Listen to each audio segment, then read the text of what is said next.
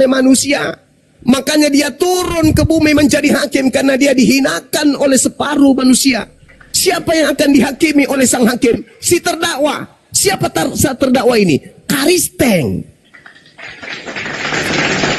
Di Al-Quran itu dia, itu sabar. Sekarang narasi itu sudah berbanding. Sabar. Di Al-Quran sabar. Di Al-Quran Nabi Isa alaihi salam, Al-Quran surah An-Nisa ayat 159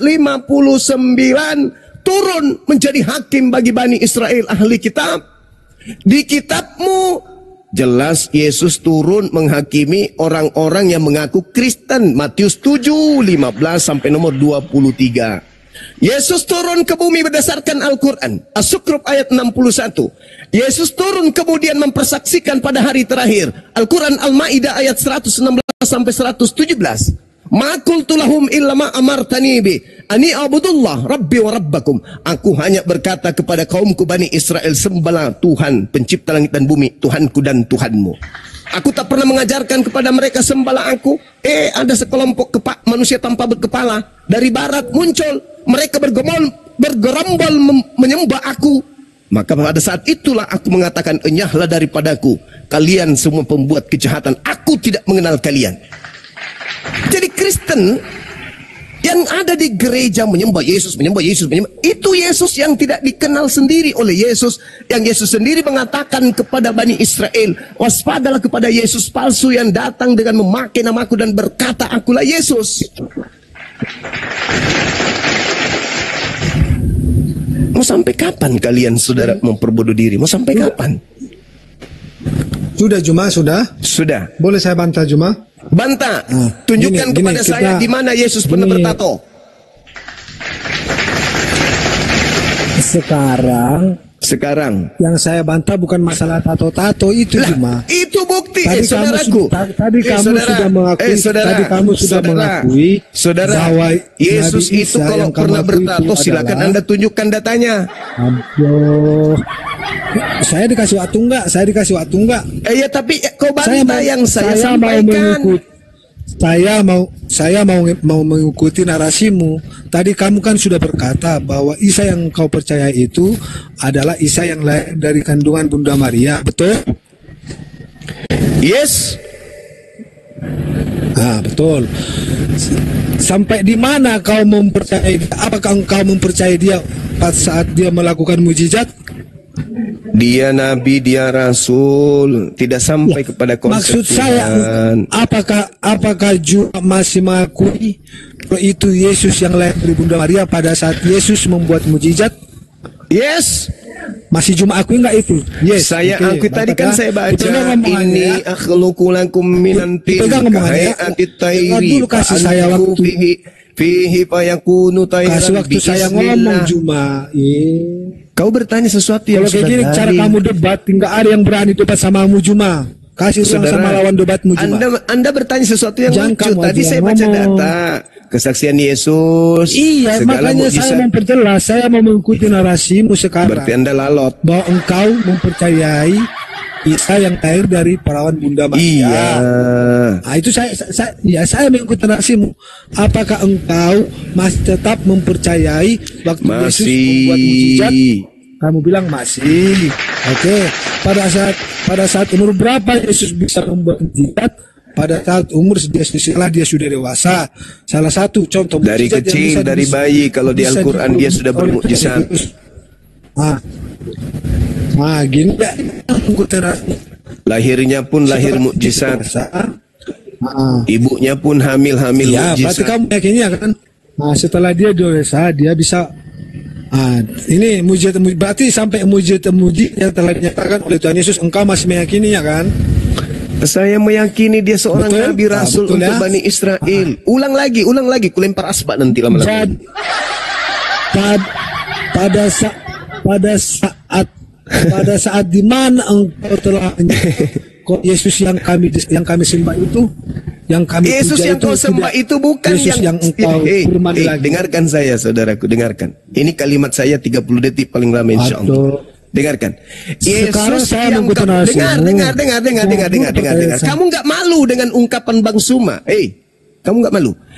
Yesus yang kau sembah itu bukan anak Maria. Kau nggak malu? Kau nggak malu dengarkan itu? Jadi jangan kau bawa anak Maria tidak perlu. Saya katakan sama Yesus, dengar. Semakin lama Anda membantah, semakin banyak waktu saya berbicara. Dengarkan. Tanamkan dalam benakmu, wahai seluruh Kristen Indonesia. Ini Bang Suma yang berbicara. Bang Suma mengatakan yang Kristen sembah bukan manusia. Mustahil kalian mau mengakui menyembah manusia, bukan? Maka pasrahkan diri kalian sebagai Kristiani, mengakui dengan sepenuh hati bahwa memang Kristen tidak menyembah manusia. Yang kalian sembah itu bukan anak Maria. Yang kalian sembah adalah makhluk gaib, makhluk roh. Makhluk roh yang kalian sembah, yang datang memakai nama Yesus. Camkan itu baik-baik.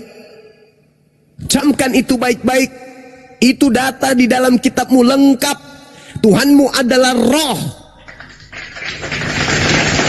Jadi Yesus Kristus yang kau sembah itu makhluk roh. Bukan anak manusia. Bukan ponaannya Elizabeth. Bukan sepupunya Yahya Pembaptis. Bukan. Tapi yang kau sembah adalah makhluk roh yang datang memakai nama Yesus biar cepat terkenal. Jangan lagi kau bilang, kamu percaya enggak ketika dia? Nonsen. Aku percaya itu nabiku yang datang kepada Bani Israel. Sekarang kau perjuangkan Tuhanmu yang Kristus Yesus itu. Cakangkong. Sudah Juma? Dah. Sudah? Nah gini loh Juma. Jadi kami umat Kristen meyakini kalau sang juru selamat itu adalah Yesus yang lahir dari kandungan Bunda Maria. Bukan. Yang lahir dari kandungan Maria itu adalah dengar tak kasih data. Yang lahir dari kandungan Maria itu adalah Mesias bagi Bani Israel. Kubacakan dalil ya, Kubacakan dalil. Lukas 1 nomor 33. Dengarkan kupingmu, dengar. Semua Kristen di Indonesia dengarkan. Ini pengakuan daripada asisten Paulus. Kontol lah kau. Apa kau kenapa kalau dikasih data kau mengamuk? Dengarkan, saya sampaikan sama ini. Dan Yesus akan menjadi raja atas kaum keturunan Yakub sampai selama-lamanya. Dan kerajaannya tidak akan berkesudahan. Saya ulang lagi. Ini bukan Quran, ini kitab kalian nih. Dengarkan. Dan Yesus akan menjadi raja atas kaum keturunan Yakub sampai selama-lamanya. Saudaraku Kristen yang ada di Indonesia, kalian itu keturunan Yakub kah?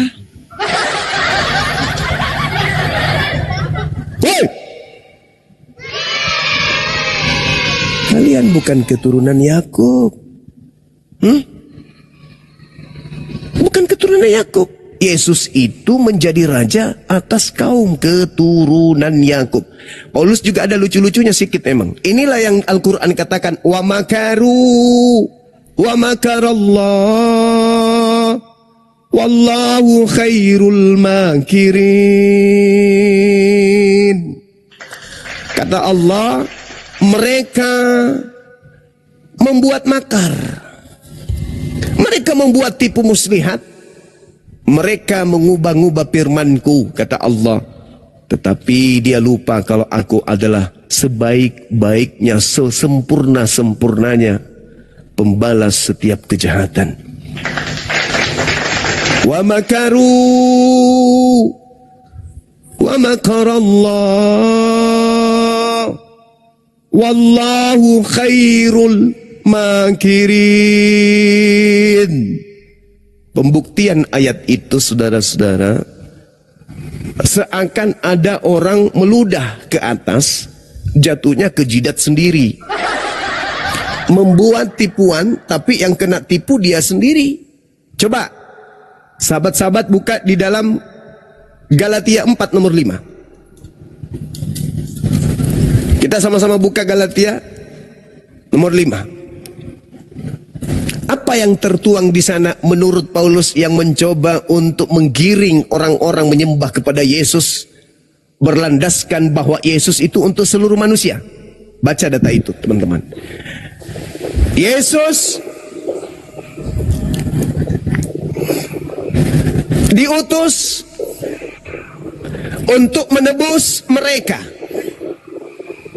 Siapa mereka ini yang ditebus?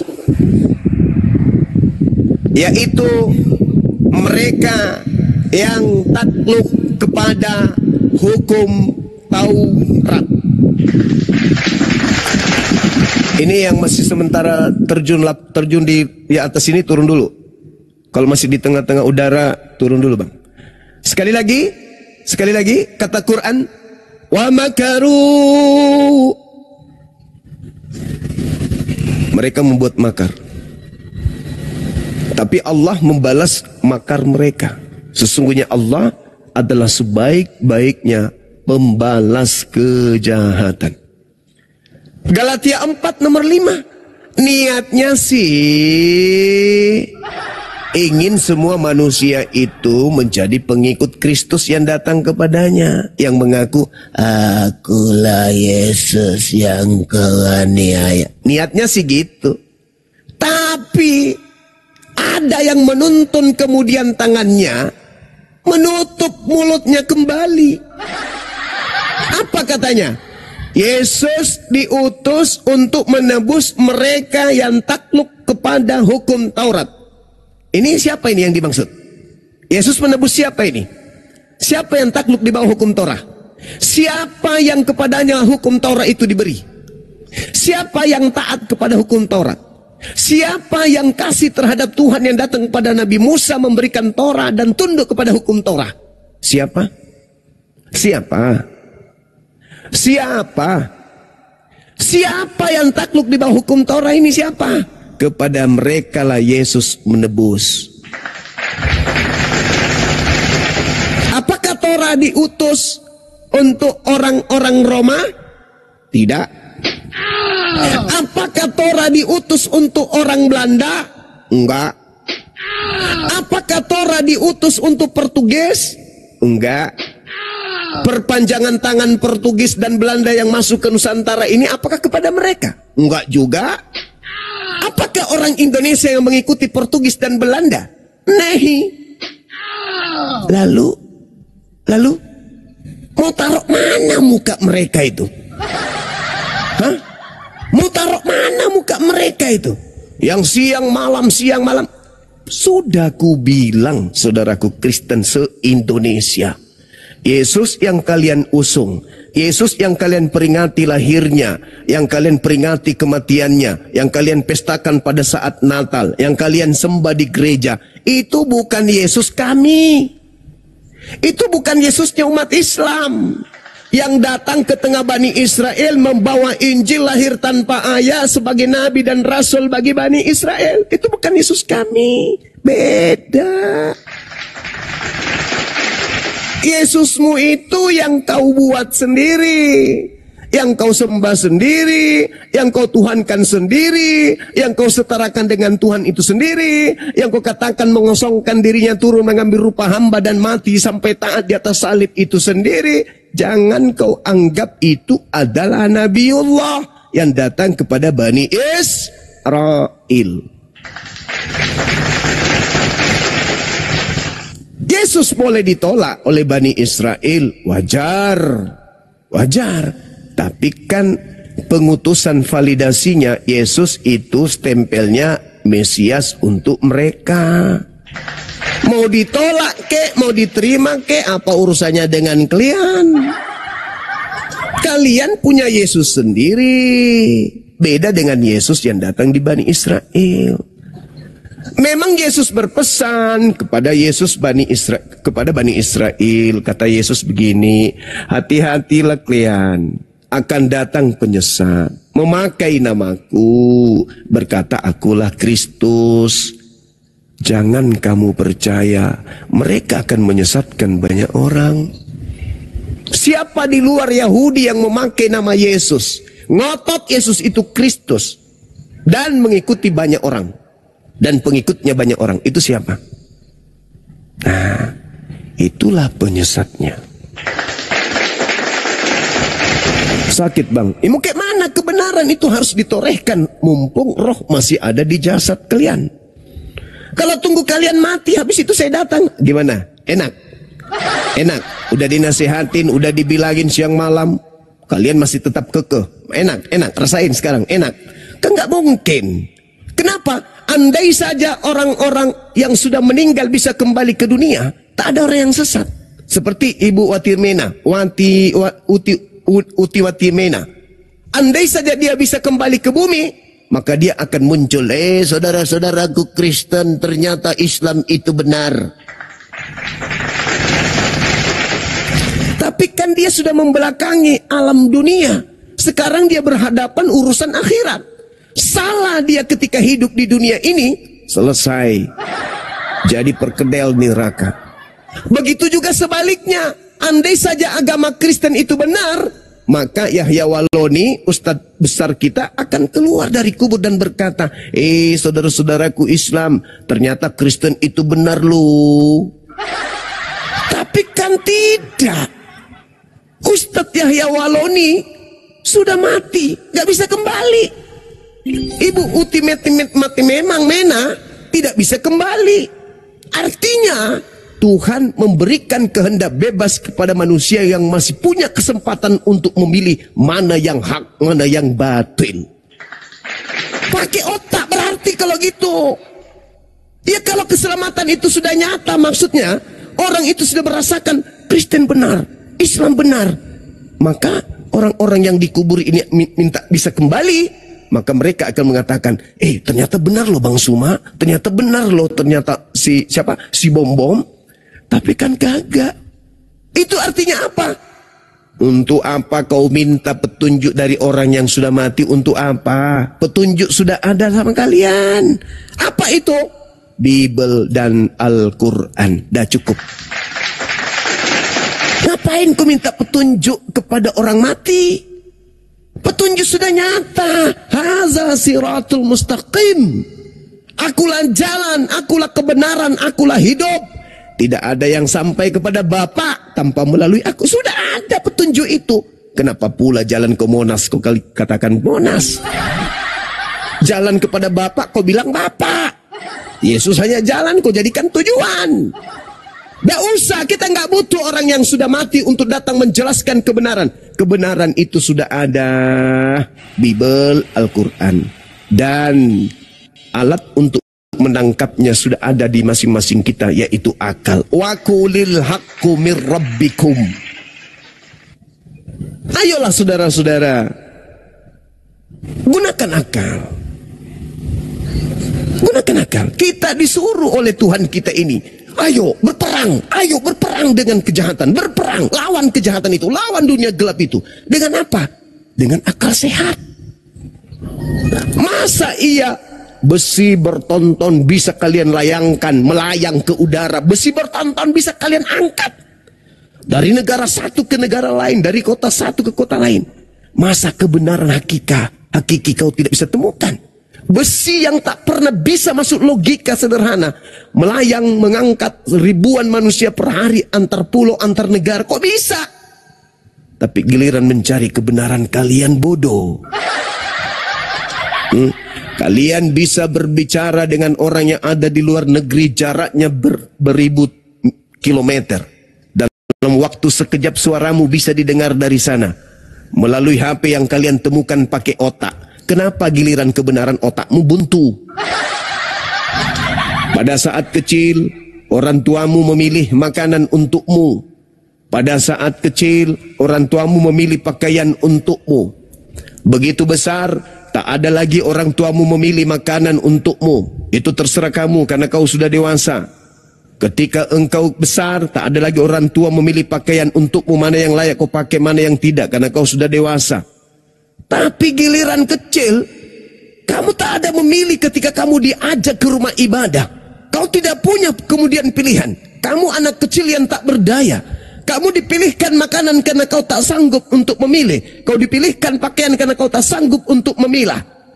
Tetapi begitu kau dewasa, kau sanggup memilih sendiri pakaianmu, kau sanggup memilih sendiri makananmu, dan kau pun sanggup memilih Tuhan yang layak untuk kau sembah. Tapi kenapa kau masih memperbodoh dirimu? Di saat otakmu sudah besar, dirimu sudah besar, otakmu sudah bagus, kematangan berpikirmu sudah sempurna. Kenapa kau masih menyembah kepada sesamamu makhluk? Cuples. Hanya karena berbekal doktrin, berbekal dogma.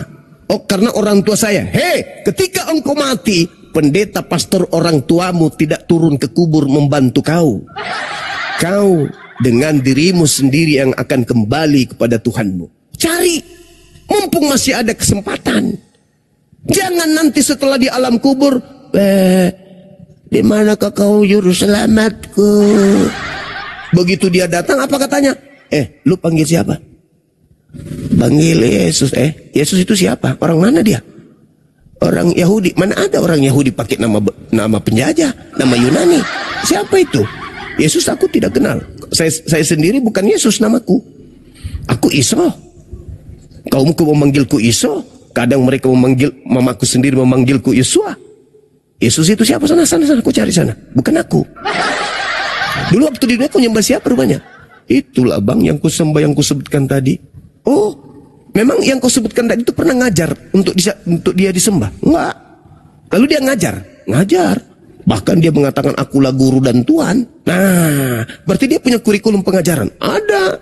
Dia punya kisi-kisi materi. Yes.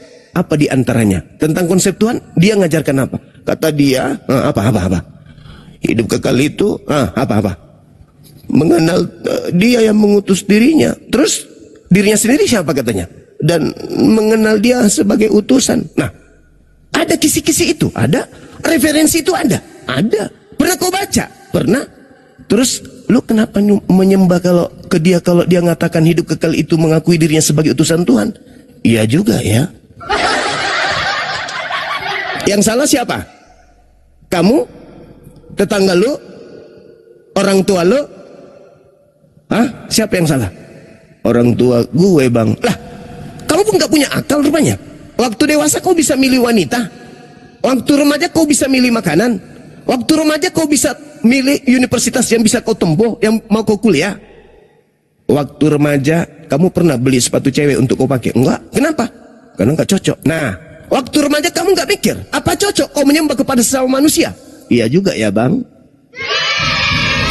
Sekarang ngapain? Lu mau kembali ke bumi? Iya sih. Gak bisa. Kenapa?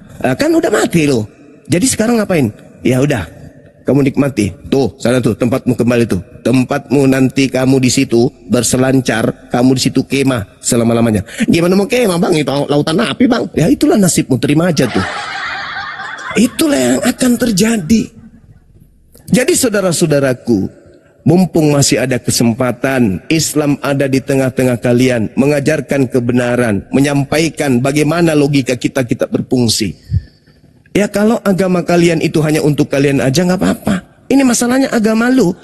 Kalian ngajarkan kepada umat Islam yang tak tahu apa-apa.